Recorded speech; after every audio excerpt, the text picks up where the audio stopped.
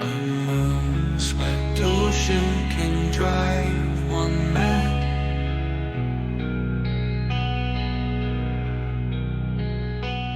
A voiceless darkness. So, Whistle Whistle from our debut album, Lupus and Fabula, turned out to be quite the breakout hit. Um, and I'm surprised. I mean, it's a good song, I think, but vastly different from any of our other stuff.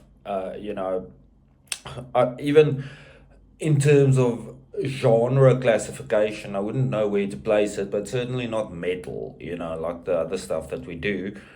But yeah, it got about 1,000 views in the first week after its release, which to me is big, to me is major.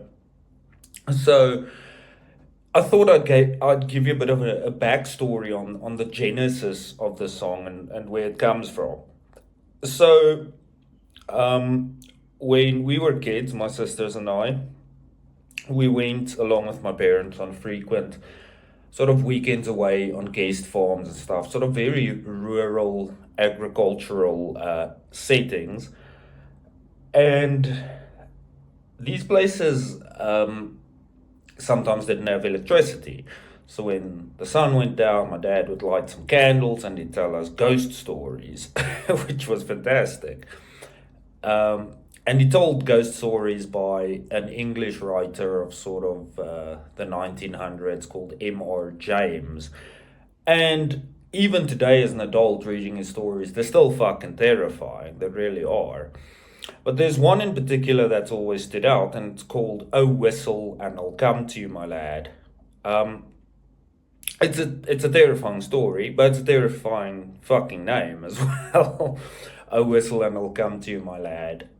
So the basic premise is you'll see in M.R. James's stories, almost all of them, the main protagonist is usually some learned person, usually a university professor or an historian or an antiquarian or whatever the case may be. So in "Oh Whistle and I'll Come to You, My Lad," it's a young professor called Park. Shit, I can't remember. I feel it's Parkins or something like that. Professor Parkins. I stand to be corrected. And anyways, this guy goes on a golfing holiday on the coast of England, and he's a skeptical, rational guy. He's all about science. He's a professor after all. And he's visiting some Templar ruins in this little town, and he finds a whistle with a Latin inscription. Now that's just bad news to start with. If something has a Latin fucking inscription, you're in for a bad time.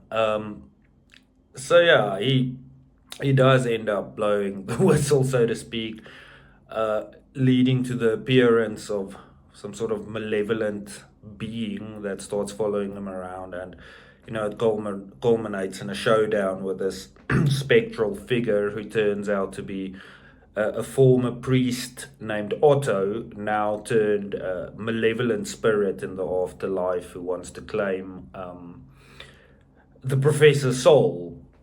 So the story does explore themes of, skepticism versus belief, things like that. But yeah, it's compelling. If you haven't read M.R. James, if you are into sort of classical ghost stories, I would recommend checking it out. You can find his stuff on the Project Gutenberg. It's all public domain now. I think M.R. James died in 1936, so yeah, they freely and easily accessible.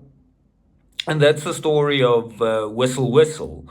And yeah, you can go check out the song. I've linked it in the description down below.